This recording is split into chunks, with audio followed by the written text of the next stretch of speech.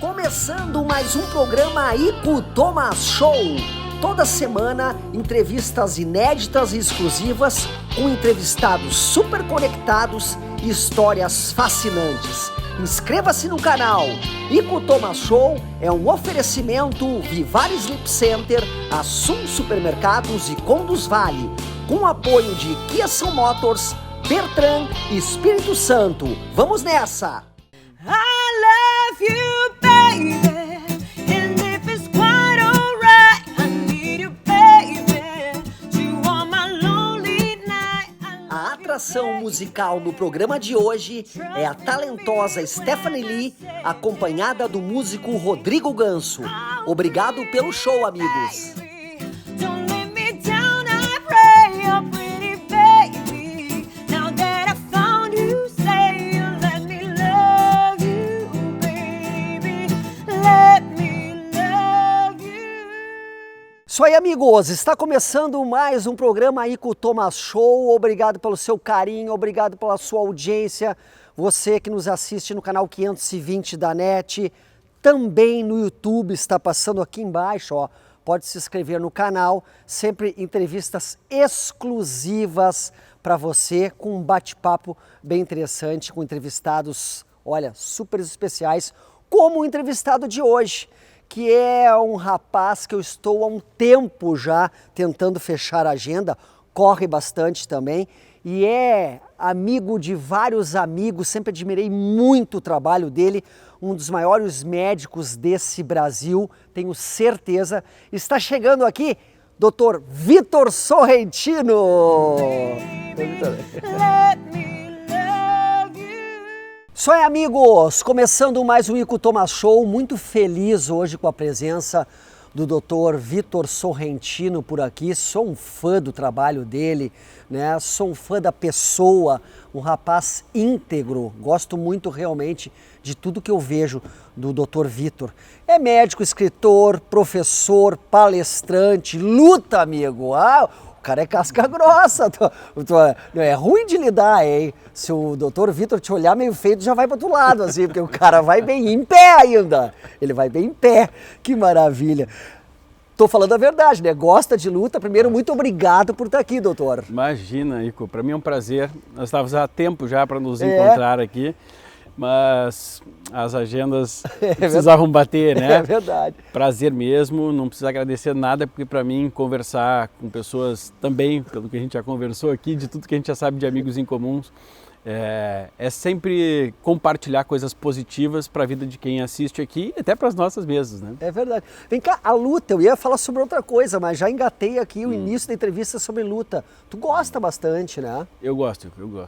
Eu tenho uma história na família, né? Meu pai é faixa preta de karatê e é formado em Kung Fu. Doutor Miguel. Doutor Miguel. Então Doutor Miguel é grande, hein, meu? Ele é casca grossa. E ele é sério. Eu sou um cara brincalhão, né? E eu cresci, né, nesse contexto de luta e de... Maravilhoso isso. Maravilhoso. E eu acho que eu aprendi muito com isso, alguns conceitos que a luta pode trazer para alguém quando a gente estuda mesmo as artes marciais, né? Com certeza. O respeito à hierarquia, ao saber se controlar, né? Saber se defender também, que para a autoestima é interessante. Claro. Usar como esporte, usar como um descarrego às vezes, porque muitas vezes a gente está estressado com alguma coisa e a luta é capaz de principalmente a luta em pé, ela é capaz de, em golpes, colocar um pouquinho isso para fora. Eu gosto muito de luta, apesar de que sou um cara extremamente controlado. Tu sabe, Vitor, que uma história sobre luta, assim, que eu lembro, como se fosse hoje. Eu estava lá em Vegas quando o Anderson Silva quebrou a perna com o Weidman, né? Isso. Eu estava lá. Eu lembro até hoje, sinceramente, o barulho. Horrível. Até hoje eu lembro. Porque eu digo, nossa senhora... foi no inicinho da luta, assim, estava me preparando, começando ali, quando eu vi acontecer aquilo. Foi terrível. E lá eles reprisavam no telão o negócio ainda. Eu digo, nossa senhora, foi terrível aquilo, né? Ele não voltou mais bem, o Anderson Silva, mais, né? Cara. Aquilo ali foi por estresse, né, desgaste, e o Muay Thai, que é uma das bases do Anderson Silva, é muito canelada, muito cotovelo, então são golpes muito drásticos, mas que pode acontecer de uma hora para outra um desastre desse, que é um desastre real, né, para a vida dele depois profissional. Então esse é o cuidado, né, que a gente tem que ter, como a gente não faz para o esporte, faço como esporte, até é algo que eu internalizei, que vai ser importante de eu passar isso para a minha geração, né, para o meu filho, do controle do esporte, da hierarquia, do quanto que se aprende. Cara, tem muita coisa que se aprende, principalmente quando a gente pega na cultura oriental mesmo, né? Que eles são muito... A educação tem, tu vê na China, a educação tem a arte marcial junto, né? Mas o cuidado é esse, né? Porque às vezes uma coisa em falsa, principalmente para quem faz o esporte como profissão, acaba com a vida da pessoa. Tem que cuidar muito, realmente faz muito bem para a saúde, mas tem que ser com muito cuidado. Tem que ser com muito cuidado. Fazer. Imagina eu vou atender alguém com olho roxo. Não fica legal, né? Ô, Vitor, já quero entrar no assunto medicina. Eu tenho tantos assuntos para conversar contigo, assim, coisas assim que pensamos muito parecidos, coisa e tal. Mas antes de entrar no assunto medicina, eu achei muito bonito um post teu que eu vi, falando sobre os 3 Miguéis, né? Que na realidade teu pai, Dr. Miguel Sorrentino, o teu avô e o teu filho, cara. Eu achei tão bonito, me emocionou aquela foto, hein? Conta um pouquinho dessa história aí, do teu avô. Eu tenho uma ligação muito forte com meu avô e com meu pai. E o meu pai me teve com 19 anos. Meu pai e minha mãe tinham 19 anos na época. Então o meu avô fez muitas vezes de pai para mim naquela época. A gente vivia na casa do meu avô, né?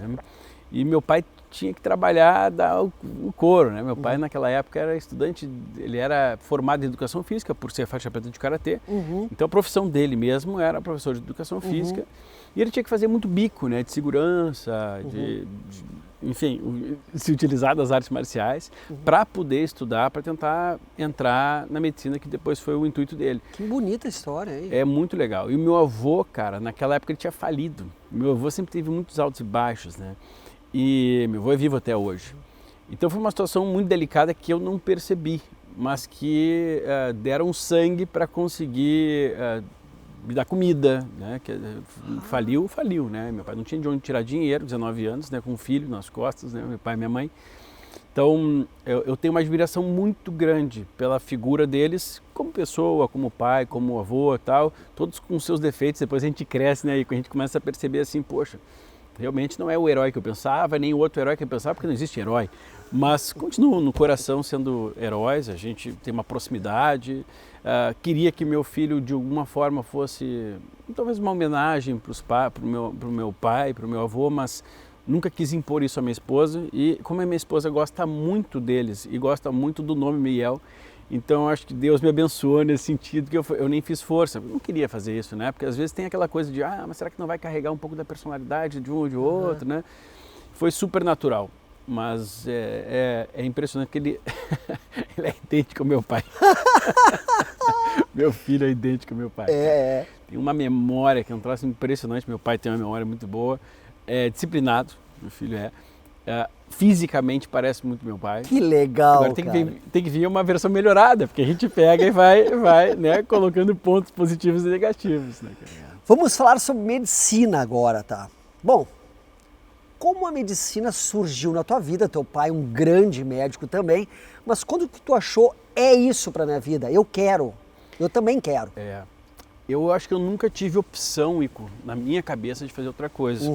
Né? Eu tenho meus gostos particulares, mas gosto muito de música, né? Porque minha mãe é cantora lírica, então eu gostava disso. Cresci na igreja, a coisa do canto era muito forte pra gente. Mas como meu pai era uma figura muito forte para mim, muito forte, daquele que é o defensor, né? É um cara forte, daquele que era um herói porque ia atrás, rodava noites trabalhando, e eu percebia isso, né? Mesmo tem coisas que eu digo para os pais quando eu atendo, né? Que momentos de vida sem um fim do túnel são complexos. Ou seja, aquilo que meu pai teve que fazer naquela época, sem ele entender que ele estava sendo ausente de alguma forma, ele teria que compensar ou depois, assim que pudesse, organizar a vida para poder estar comigo, isso passa, parece que por intuição, por sentimento para os filhos. E ele teve ausente muito tempo, né, nessa época, trabalhando, mas eu sentia a presença dele muito, muito intensa quando ele estava junto, e eu sabia que era porque ele tinha que trabalhar. Então o filho, ele sente falta, mas ao mesmo tempo, se é algo que tu percebe que o pai está dando tudo e é uma necessidade, parece que a coisa vem intrínseca. Então, para mim, a figura do meu pai era quem eu queria ser. Não era assim, ser médico ou não médico, ou lutador ou não lutador, eu queria ser meu pai. Para mim, eu lembro muito claro para mim que eu tinha um herói na minha cabeça, que era quando era pequenininho, né, que era o Superman. Mas depois disso, eu achava estranho que todo mundo que me perguntava assim, quem é teu ídolo? E eu via as crianças falando, não, é não sei quem, é um cantor, é alguém. E eu falei assim, vou ter que inventar alguém, porque é meu pai. Cara, que lindo isso, cara. Chega realmente a arrepiar isso. Que lindo esse teu relato, viu? Então, tenho muito a agradecer, meu pai. Muito legal isso, cara. Tu sabe que tu fala assim, e eu me emociono também, porque o meu pai também era médico e morreu quando eu tinha 16 anos, eu perdi ele muito cedo. Então tu estava falando a respeito do teu pai e eu lembrando do meu. E muito cedo, né? Não tem idade para perder alguém, mas 16 um menino é muito cedo. E eu lembro, tu estava falando do teu e eu me emocionando com o meu, assim, os dois médicos, né? Isso é tão legal, né? Então, eu queria ser ele, né, cara? Que lindo a tua história querendo ser ele. Eu achei muito legal isso, cara. Então, a minha admiração quanto ao pai que foi e é, né? E ao profissional, não tinha como ser maior, né? Não cabe o tamanho que é. Aí eu criei esse amor pela medicina e ele me disse outra coisa interessante, que é aquela coisa óbvia, por mais às vezes que tu não ame a cirurgia plástica e tal, se tu gostar já é o suficiente, fizer bem feito. No momento em que tu tiver uma vida confortável ou equilibrada financeira, tu pode fazer o que tu quiser. Né? Tu quer fazer música também, quer ser esportista também, tal, mas tu tem que ter o sustento garantido para teus filhos, né? Porque ele sabia que eu gostava muito de música, né? Minha mãe cantora lírica, ele falou assim, a chance de tu conseguir dar pelo menos o que eu dei para vocês, que eu dou para vocês, para os teus filhos, é uma oportunidade, como tu gosta de família, eu sempre gostei de crianças, tá? É uma oportunidade que eu não sei se em outros meios aqui tu teria tanta facilidade a princípio. Muito sábio, montada, muito sábio, né? Muito direto e muito sábio, é real. Eu acho que essa coisa da educação financeira em casa, que falta, né? Falta coisa do tentar explicar o porquê que os sonhos, eles às vezes têm que permanecer como sonhos durante muito tempo dentro da gente. A gente tem uma sociedade, principalmente hoje, que vive muito assim, não, faça aquilo que você é feliz, seja feliz, segue os teus sonhos, né? No fim tudo dá certo, mas na realidade as coisas não são assim. E isso precisa vir de casa, né? De casa, porque ouvir um amigo é uma coisa, ouvir alguém que te ama verdadeiramente e que já viveu muito mais que tu, é completamente diferente. Olha só, hoje estamos recebendo aqui o Dr. Vitor Sorrentino. Sério, estou amando nossa conversa, nosso papo. Tu é um cara muito legal mesmo. Pensamos assim parecido em várias coisas, me identifiquei contigo em vários momentos, só que já encerramos esse bloco e temos mais um bloco, passa muito rápido, mas vai voltar, tem que voltar outras vezes aqui. Mas vamos fazer um rápido intervalo então e já voltamos aqui com o Dr. Vitor Sorrentino aqui no Thomas Show. There's nothing where he used to lie. The conversation has run dry. That's what's going on. Nothing's fine and torn. I'ma let it fade. This is how I feel. I'm cold and I am shame. Lying naked on the floor. Illusion never changed into something real. But while you're waking, I can see the perfect sky is torn. You're a little late, I'm already told. Estamos de volta com o Ico Thomas Show, hoje recebendo o Dr. Vitor Sorrentino aqui no programa. Estou muito feliz realmente, estava há tempo aguardando assim fechar a agenda e desta vez deu. Falamos sobre várias coisas no primeiro bloco, família, que eu acho um pilar muito importante, esporte, medicina. E eu estava lendo esses dias alguns artigos e pensei, vou perguntar para o Dr. Vitor a respeito deste ponto que eu realmente amo, que é a importância do sono. Cara, eu amo dormir bem. Eu tenho um colchão maravilhoso na minha casa, que é até da Vivara Sleep Center, que Do são os Brunão. parceiros aqui. Brunão, Não, meu irmão, meu amigão. colchão da Vivara, o cara dorme bem. Né? É bom aquele colchão do É bom Bruno. demais, Né? É bom demais. Experiência Mas, dele. mas a pessoa dormir bem é muito importante, né? A gente conversa até com o Bruno a respeito disso, assim, muitas vezes. E aí, que bom que tu falou sobre o nome dele, né? O Bruno é meu amigo de adolescente. Mais um, hein? Mais um amigo em mais comum. um amigo comum. E um cara do bem, né? O Bruno, ele me convenceu, tu vê que quando eu voltei para Porto Alegre, depois eu fiz uma especialização de 5 anos no Rio, cirurgia geral, depois cirurgia plástica, e voltei para Porto Alegre. E eu precisava construir minha casa, né? Fazer as coisas na casa. E eu não tinha nada no bolso, né? Porque eu tinha recém voltado de especialização. E eu falei, putz, vou ter que botar uma cama? Como é que eu vou botar uma cama se eu tenho que começar a ganhar dinheiro agora, né? Minha vida zerou, voltei para Porto Alegre. E aí sentei com o Bruno lá, falei, Bruno é meu amigo. Vou falar para ele, Bruno, como é que eu posso pagar para ti? Sensacional! E o Bruno, há muito tempo, ele já tinha me convencido, porque ele que me abriu os olhos sobre o sono. Eu também Nossa. gosto muito de dormir. E ele foi uma coisa simples e básica, ele sempre fala, porque a gente não para pensar, nós passamos um terço da vida dormindo. Não posso ter o meu local de dormitório que eu invista menos do que, claro, proporcionalmente, do que um carro, do que um celular. Não é cabível. Totalmente certo. Né? Então, ele já tinha me convencido disso. Eu fui lá, ele foi super parceiro, um querido, né? Sempre foi comigo, com minha família. E a partir do momento que eu entendi o sono lá atrás, eu passei a priorizar, porque eu tive que aprender com o Bruno, Ico. Isso é uma coisa muito até triste para a medicina.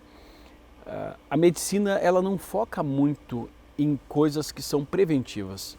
Ou seja, aquilo que faz com que eu não adoeça, isso parece que não importa para a medicina. O que importa para as universidades, os cursos, as residências e especializações, geralmente são a partir dali. É assim, está doente, como que eu consigo diagnosticar? Aí, nossa, maravilhoso, conseguir chegar ao diagnóstico, que é importante. E qual medicamento melhor usar ou procedimento indicar. E o sono é o remédio mais poderoso que nós poderíamos ter, né, para o dia a dia, gratuito. Então, gostar do sono ou não, eis a questão. Eu preciso do sono como um remédio natural. E aí nós temos alguns parâmetros, né? A gente começa a produzir os hormônios poderosos do sono a partir das 20 horas. Então, o certo seria, quanto mais cedo deitar, melhor, e ter de 6, raras são as pessoas que podem ter 6 horas. Claro que as pessoas estão nos assistindo, às vezes, poxa, mas eu estou passando um momento da vida. O momento da vida é uma coisa. Se eu não tenho luz no fim do túnel, não tem jeito, eu tenho que me programar para algum momento da minha vida, ter essa possibilidade de dormir melhor, um pouco mais de tempo. E normalmente as pessoas se sentem melhor de 7 horas para cima. Tá? Previne, quem dorme pior tem mais diabetes, tem mais obesidade, tem mais Alzheimer, tem mais doenças cardiovasculares, então tem mais câncer. Então, as doenças que são atreladas à má qualidade do sono são inúmeras. Qual é a primeira coisa que a gente tem que fazer quando eu busco melhorar algo? É fazer o meu papel. Isso. Eu quero ser bem sucedido, eu quero estar onde o Ico está. Tá bom, vai estudar, vai fazer faculdade, vai depois estudar, vai estudar de novo, vai estudar, vai entender como vai empreender. Eu não posso querer simplesmente algumas coisas. Na saúde parece que isso tudo é esquecido. Ico. Não, eu quero emagrecer, é o remédio. Não, o remédio pode ajudar, mas eu vou ter que aprender a comer. Não, eu quero melhorar meu sono, eu devo estar problema de sono. Não, você fica até tarde com alto som, com coisas estressantes. Pô, é difícil alguém conseguir dormir todas as noites assim. Então nós temos um papel, exercício físico é fundamental para sono, hierarquia. É claro que no final das contas, nós médicos, nós temos esse dever de sentar com o paciente, chegar a um determinado momento, eu não quero fazer nada disso, Vitor. Eu quero um remédio mesmo, tudo certo. Só está bem avisado de que isso não vai fazer o que o sono deveria fazer. Cara, eu acho muito legal o jeito, a tua medicina eu acho muito legal, cara. Eu acho que ela é tão assim... Ela é participativa. Participativa, isso que eu ia dizer, é muito legal isso, a gente acaba entendendo. Outra coisa que as pessoas ficam um pouco assim de conversar, isso aqui não é gordofobia, pessoal. Mas a pessoa que envelhecer acima do peso, ela vai ter problemas, né, doutor Vitor? Ela vai ter problemas. Né? É triste porque assim, nós estamos num país que mais de 65% das pessoas têm sobrepeso ou obesidade. Isso partindo de parâmetros que já são obsoletos, que é o parâmetro do IMC, que é altura e peso, né? Eu vou te dar 2 exemplos por que esse parâmetro é obsoleto. Eu não posso levar em consideração altura e peso, porque eu posso ter um indivíduo da mesma altura que eu, 1,80 m, e que pese 10 quilos a mais que eu. E eu não posso afirmar que ele é mais obeso que eu. Porque muitas vezes esse indivíduo vai ser muito mais forte do que eu e pode ser que eu não tenha músculo nenhum no meu corpo. Então a gente avalia o peso considerando a composição corporal. A gente sabe que o excesso de gordura corporal é inflamatória, leva a aumento de pelo menos 12 tipos de câncer. Não é uma coisa, né, é estética. Pode ter estética ou não, para mim não é o que interessa. O que interessa é o aspecto inflamatório, de piorar o metabolismo, de adoecer, o adoecimento que a gordura provoca. Então, estar com sobrepeso, a pessoa precisa ter um entendimento que ela está com inimigos dentro da trincheira. Tá? É doença, é considerado, é categorizado dentro da medicina, o sobrepeso, a obesidade, como patologias, não é uma coisa assim, é uma fobia. Mas tem gente que tem gente que não tem, eu não estou falando que não existe. Agora, o médico não pode ter o medo de falar que, olha, sobrepeso está metabolicamente inflamado, está mais suscetível a doenças. Até porque nós passamos uma fase de pandemia em que todos foram obrigados a fazer determinadas coisas, né, para o bem comum. Então, você não pode não usar máscara lá, porque poderia infectar alguém, o que já foi comprovado que não adiantou, mas ok. E esse alguém pode ser alguém suscetível e ir para o hospital. É justo pensar nisso como sociedade? Pode ser justo. Por outro lado, ninguém obrigou as pessoas que estão mais suscetíveis e que são as que mais ocupam os leitos de CTI, que são as pessoas obesas, a parar de comer. E a gente não pode fazer isso. Liberdades individuais. Então, na medicina, a gente tem que lidar com isso. Eu tenho que ter liberdade como médico, individual, de alertar as pessoas sobre as verdades, por mais dolorosas que sejam. E com um jeito, obviamente, né? Para que isso não represente um xingamento a ninguém, que não é o objetivo. Mas, enquanto sociedade, eu acho que haveria uma noção um pouco maior de responsabilização, até por meio das redes sociais, das mídias. E, peraí, eu não vou pelo menos enaltecer.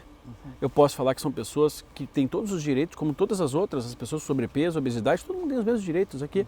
Agora, enaltecer é um exemplo que, poxa, para gerações não é bom para a saúde. Né? Falar que, não, isso é o símbolo de uma pessoa feliz. Felicidade em que nível? Pode ser feliz. Agora, isso é um símbolo de pessoa saudável. Ou por quanto tempo feliz, né? Pois é, saudável. Não posso falar isso. Isso confunde muito a cabeça das pessoas. E eu creio que os novos estudantes de medicina e novos formados, talvez eles sofram dessa coisa do politicamente correto nesse sentido. E o médico não pode ter, tem que ter isenção, assim como quando passou a pandemia, tinha que ter isenção de praticar a medicina que ele conhece, de ajudar as pessoas com a liberdade que ele tem, com a responsabilidade que ele tem. Tinha a liberdade de criticar algumas ações de governos ou não. Essa liberdade que cada vez mais está sendo cerceada.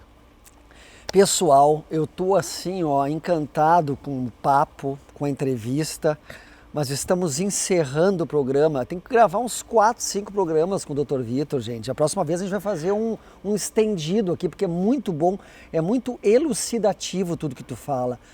Eu gosto disso, né? Simplificando até a medicina. É isso aí, 1 mais 1 é igual a 2, digamos assim, né? Eu acho que é assim que tu faz com a tua vida, simplificar as coisas e fazer as coisas corretas. Parabéns, viu? Obrigado. Imagina, amigo. Para mim, um prazer, como eu te disse, estar aqui contigo. A gente compartilha de muitas ideias que são muito próximas e eu acho que essa simplificação também é obrigação do cidadão, eu não posso falar, mas do médico Se a gente não se tornar acessível às pessoas, né, daquilo que a gente fala, pontuar de uma forma que elas possam entender, a gente não consegue fazer boa parte do nosso papel aqui, que não é dentro do consultório. Dentro do consultório é aqueles que têm oportunidade de estar na nossa frente, ou dentro do hospital. É tentar ajudar o máximo de pessoas, aquelas que estão aptas a entender, a ouvir isso naquele momento. Muito obrigado realmente. Ó, sou mais teu fã ainda. E voltamos na semana que vem com mais um Ico Thomas Show. Obrigado então, doutor Vitor Sorrentino. Até a próxima, viu? Obrigado, gente. Valeu, Igor.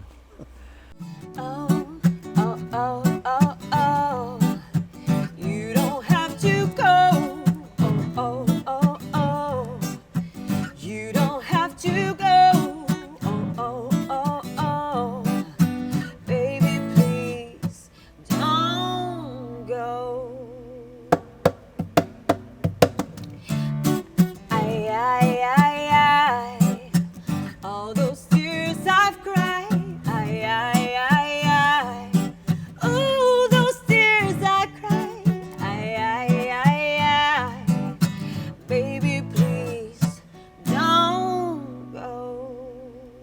Rico Thomas Show é um oferecimento Vivar Sleep Center, Assum Supermercados e Conduz Vale, com o apoio de Kia São Motors, Bertran e Espírito Santo.